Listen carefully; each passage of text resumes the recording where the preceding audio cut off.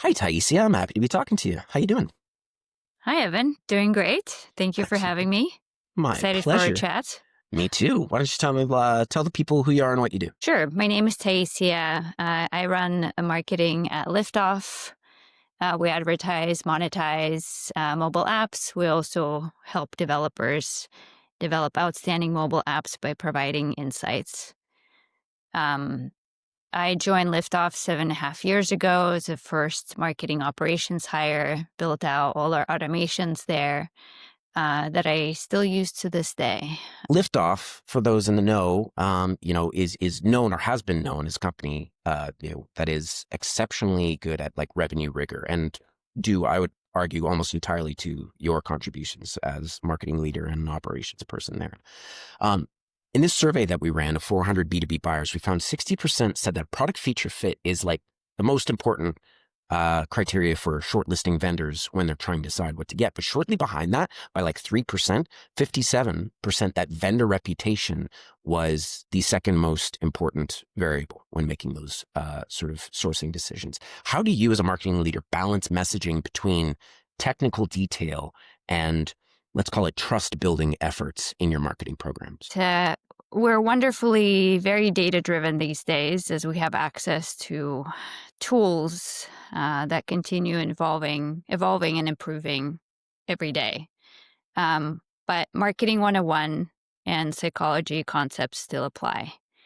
So these are storytelling, compelling storytelling, and clear messaging, clear language that's easy to understand. When we tell a story, we focus on a specific message that's easy to understand. And it's not about here are all the cool features because what we sell is advertising and there are other companies that sell the same thing. Why should a customer work with us? Well, that's because we actually listen to our customers and we strive to provide specific value while understanding and listening to the customer.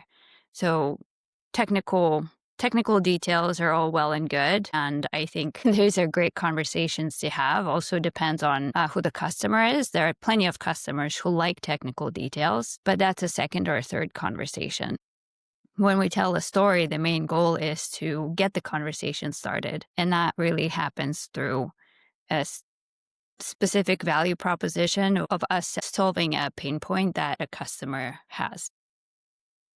No, that Say makes that. total sense. I mean, speaking of, starting a conversation, right? In that same survey, it sort of painted this image of like an age of buyer skepticism where 87% of respondents said that they trust vendors more when they publish peer-driven interview content. Basically, when they see people in their role featured within vendor content, I imagine because it shows, just like you said, right? Like you talk to your customers, right? You know who they are. In fact, the question as we phrased it said it wasn't even important that the interviewee was a customer. It's okay if they're Mhm. not. As long as you were talking to people in that role and understanding their needs, that's what really mattered to buyers most. How intentional was that in the design and execution of the Mobile Heroes content series, which, within, I think the industry is sort of widely regarded as a gold standard for marketing to, mobile growth and programmatic professionals. And what have you learned about sustaining that trust over time? Mobile Heroes was founded 10 years ago. That's a while. 10 years ago, the mobile app advertising industry was quite a bit younger and there weren't resources readily available for people to learn from. The industry was already fairly community driven, community focused. So it was sort of a natural program that was born from, we knew that people wanted to talk to each other. Today, we know that people learn from each other. And this was an effort to identify people in the industry who are marketing mobile apps, who are doing a great job, and then helping them tell their story. Hey, here are the tactics that they've tried. Here's what's successful. Here's what hasn't worked. A relationship between Liftoff and the customers, that was straightforward, right? As a service provider, we got really close with our customers and we helped them tell their story, which eventually, or which consequently led to um,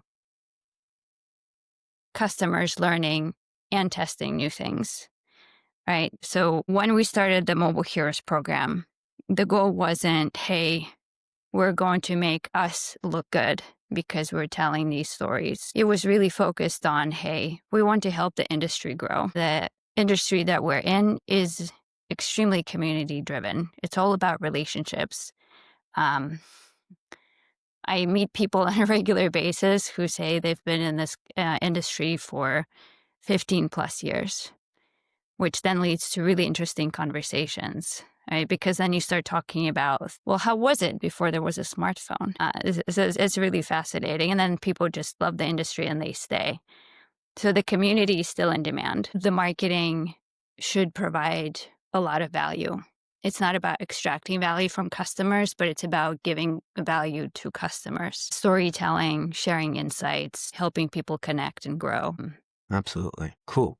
So we were talking about this before we sort of, hit the record button, but I personally place you in like the Mount Rushmore of RevOps, people, especially within the mobile advertising industry. But, overall, we've worked together and I've seen the systems you create. And I think, they're the gold standard for what B2B growth teams should be using. The same survey data we saw, 83% of respondents say they move faster through the funnel and like through the purchasing stage for products that they were introduced to by a trusted peer. Given your unique perspective as a RevOps savvy leader, have you seen that reflected in like pipeline data where prospects or deals that came from referrals or word of mouth or community based projects actually have a higher deal velocity than those that didn't?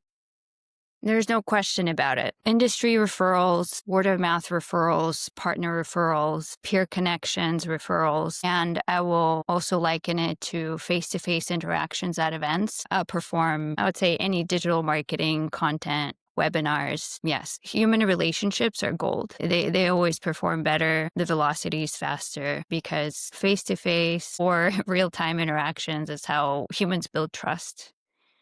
And I can see a big difference.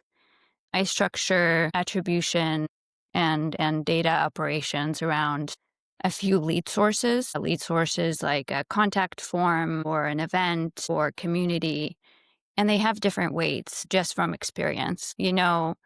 A contact form has higher intent. An event has a face-to-face interaction.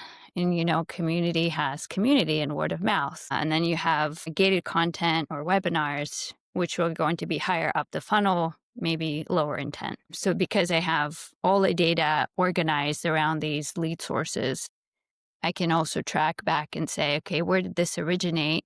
Or where did this other lead source come in along the funnel? And I can see how that changes the velocity or the deal size, which is really cool.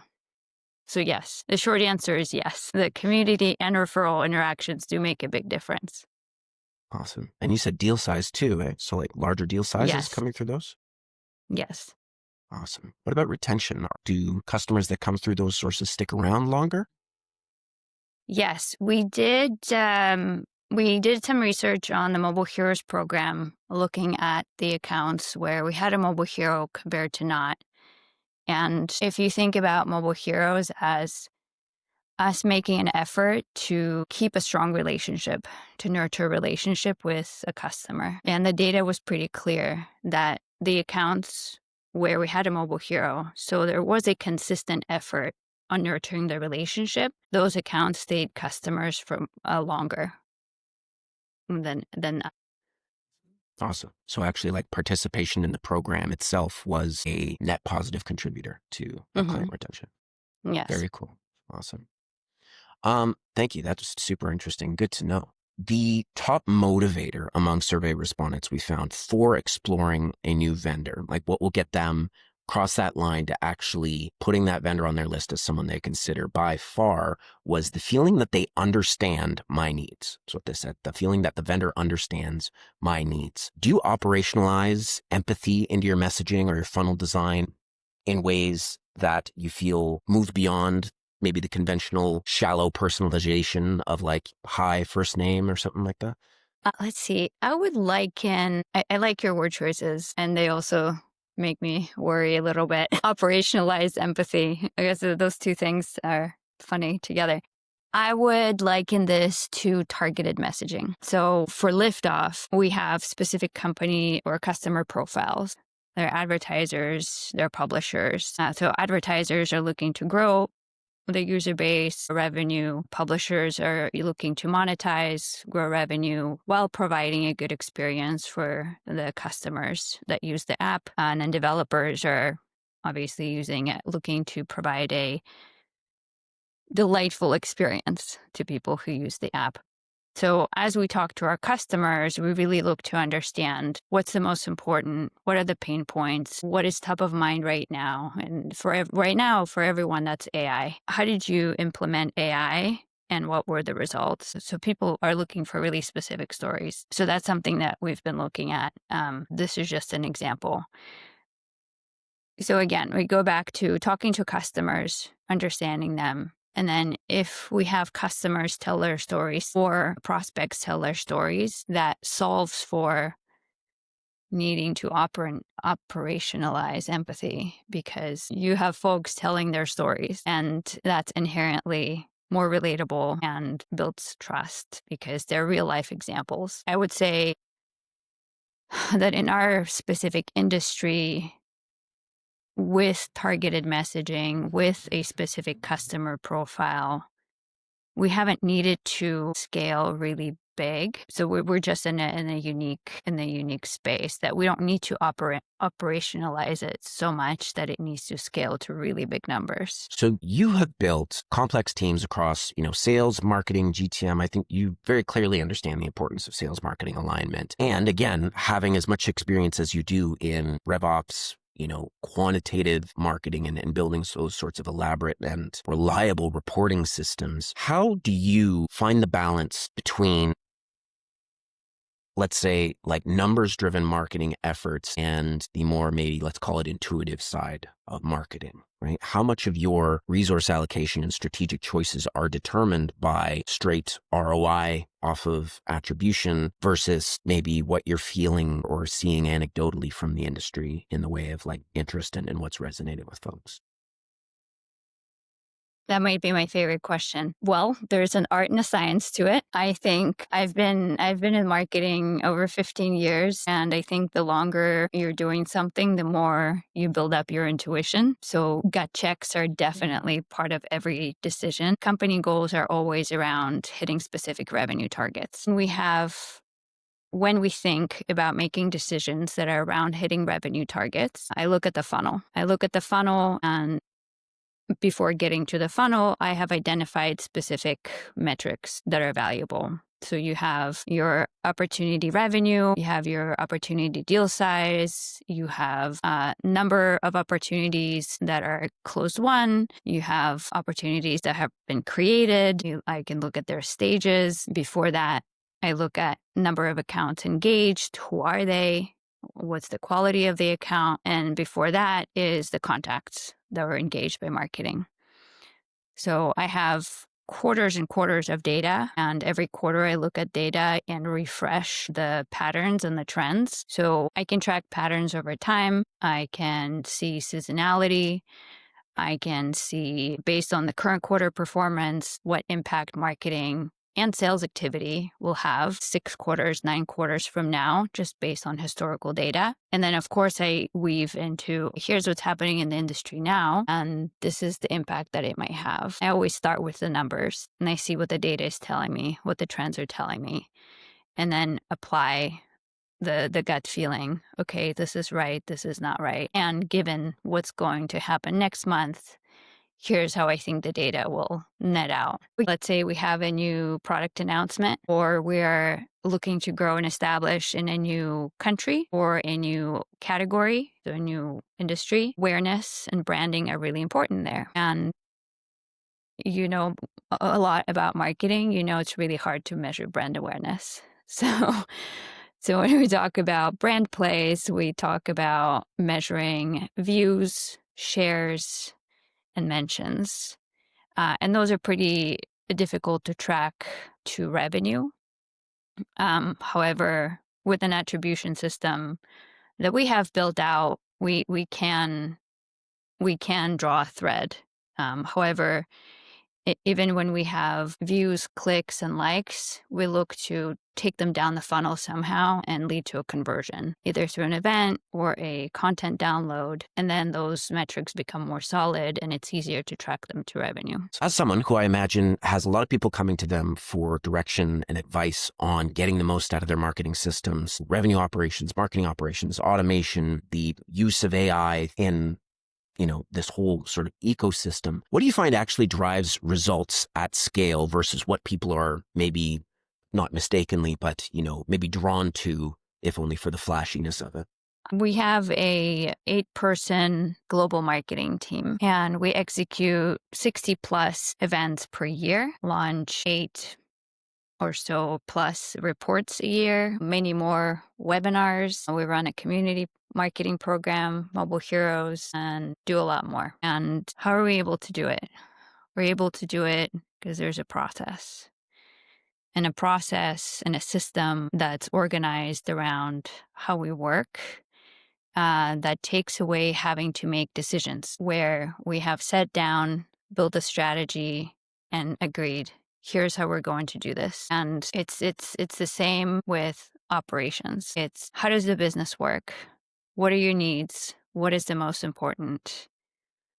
It's stepping back and understanding that. And then I think of a good system that operates around or moves around pivot points. One one example is the lead sources, that they're pivot points. You have your contact form, events, content, webinars, the community program, and you've agreed, okay, these things are always here. They're always present, and they can touch and interact with all of the marketing and all of the sales activity and the account journey. And I interweave these pivot points, as I call them, throughout everything, the whole customer cycle. And then you can scale up each one. You can analyze data around each one. You can track conversions to each one, revenue to each one, weight, and that helps have an efficient system that doesn't need to change. It can scale up, down, change with your business, move. And that's not necessarily fun for everyone. So I don't know, when people look to implement operations, that people think about that. It's usually events are fun, or producing a new cool video is fun and it's exciting and there's design work involved. And I also love that. But the less sexy part of it is the data and the details and the organization, which I personally find fun, but not others might not. The misconception is that you can add a tool without using strategic thought behind how you implement it, without fully understanding what you're trying to do. Because anyone can implement a tool, but the value you get from it or from a system is from understanding why and how the business works. And then, of course, also getting buy-in for the people who interact with it and training them. This is how you use the tool. The success of the Mobile Heroes series aligns, in lockstep with another sort of stat we got from the survey, which is that 86% of B2B buyers say that they were more likely to download gated content if it featured their peers. And we found this, across all of our campaigns. One that we do, right? We make sure that we have community insights in anything data driven because it benefits downloads, it benefits press pickup, all that sort of stuff. What has your experience been in finding opportunities to inject personalities, inject community voices into marketing collateral across the funnel? I go back to the fact that the industry that we're in is very relationship driven. You have people who have been in the industry for a long time who are still interested in continuing to network with each other and learn from each other. What opportunities do you see to inject community personas and personalities into like a marketing program as it matures? We have an annual report, which is similar to a report that you mentioned, where we surveyed, last year was about 800 marketers, where we surveyed them with a list of questions of experience through the past year, expectations for the future, challenges, wins, trends. Um, Again, so we consistently lean in to talking to our customers and helping them share insights. In the past, we've run a mentorship program where we matched more senior folks in the industry with people who haven't been in the industry for that long. And there was an engagement that lasted about 2 months where they met and had conversations that were valuable for them. We were not involved in these conversations in any way. It's like a lot of our other programs, it's supporting the community to totally private and confidential, which a lot of people were happy with. And how do we evolve and keep it fresh? It's just consistently seeing what the market's doing. There's so much going on.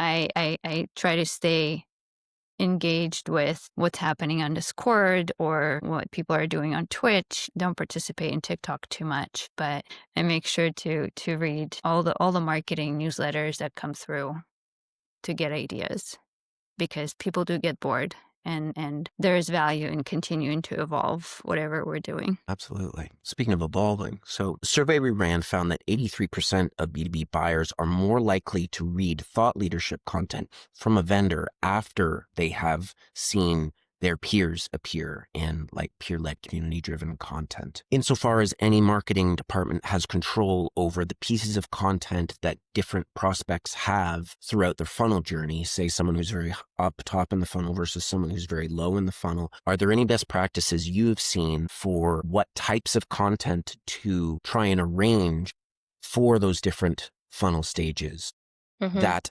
allow for better engagement, higher throughput, and actually meet people where they are in their journey instead of maybe trying to shoehorn in something that isn't appropriate at the time and actually create a natural, effective journey for the customer to go from being a stranger to being a customer? Yeah. I remember one of the first content marketing programs that I really liked was by HubSpot.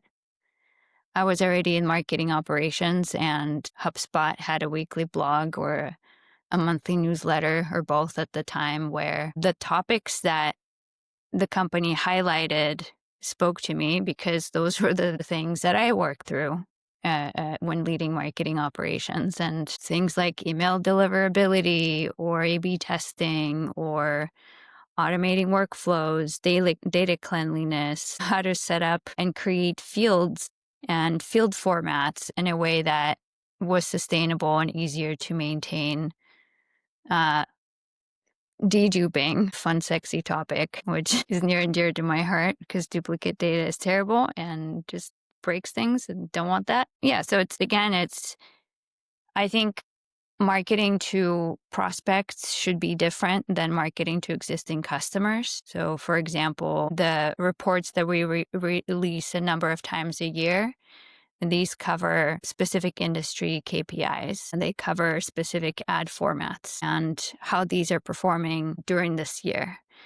And there's a new report every year because the industry changes and there are new ad formats and the trends change, as all mobile marketers know. Those insight reports are meant to inform our customers, hey, here's some industry benchmarks that you can consider when you're setting up your campaigns or when you want to get new ideas for new things to test. Just more existing customer marketing. Webinars are great to cover any hot topics because you have something interesting happening in an industry. You can put a webinar together pretty quickly. You can bring partners in and speak to a specific topic, and people who are interested in it at the time will hear about it, will attend, or watch the video on demand. And then when you talk about things like higher up the funnel, that's when you have more general content, like, why do you even want to consider mobile app advertising? Does working with multiple DSPs cannibalize performance? Does it, the two DSPs, do they end up competing? So you end up wasting your budget? Things like that. Common questions that might come up for someone who's new to mobile app advertising or monetization. Got it. Awesome. Okay. Last one I got for you, Taissia. Thanks for hanging in with us. Zooming out, what is your prediction for how marketing ops will need to evolve over the next, let's say, 24 months? Even that in this industry obviously is an eternity. And how can CMO and RevOps leaders make proactive investments today that will pay dividends in future? Staying on top of the tech trends is very, very important. That in itself takes time and work and effort. So I think adopting a mindset of you don't know everything. There's plenty that you don't know, and always continue learning and stay curious. What are the new tools? How is Salesforce changing? How is HubSpot or Marketo changing? And I really would encourage CMOs and sales leaders to partner with operations teams, whether it's marketing operations, sales operations, revenue operations, because the operations teams have access to really interesting data and a lot of it. And if you work closely with ops teams and they understand your business very well and they understand your industry very well, there's so many insights that they can unlock. It's not just about making the salespeople's lives easier because ops teams can automate, they can improve processes, they can make processes just right for your sales cycle. So the salespeople can focus on what they do best, which is selling and relationships. Ops teams can also say, hey, here's what we're seeing, and here's the impact that the current trends might have on the revenue going forward. Here are some recommendations for both sales and marketing teams. I think even though there's been a lot of talk about this, including marketing working close with revenue, there's still plenty of pockets where things can be better. I still regularly see articles, the importance of marketing and revenue working together. How do you align marketing and revenue? It's a common topic. And I can see where the disconnect comes from because marketing and revenue can have different goals. But if you step back and think about it, we all have the same goals, and probably these center somewhere around hitting revenue targets every quarter. And it's not a competition. We're all working towards the same thing. We just bring different expertise to it, from sales to marketing to operations, that kind of make everything run smoothly and faster. Yeah. So I yes, it's alignment, investing in and understanding in tech, and saying thank you to your ops teams because they work really hard. Taissia, thank you so much for talking with us. This has been great. I really appreciate it. Thank you, Evan. It was a pleasure. Awesome. Where can people find you? Anywhere they can, look you up or hear more from you? Yes, people can find me on LinkedIn, Taissia Belozerova. I believe it's Taissia B is my handle on LinkedIn. That would be the best place.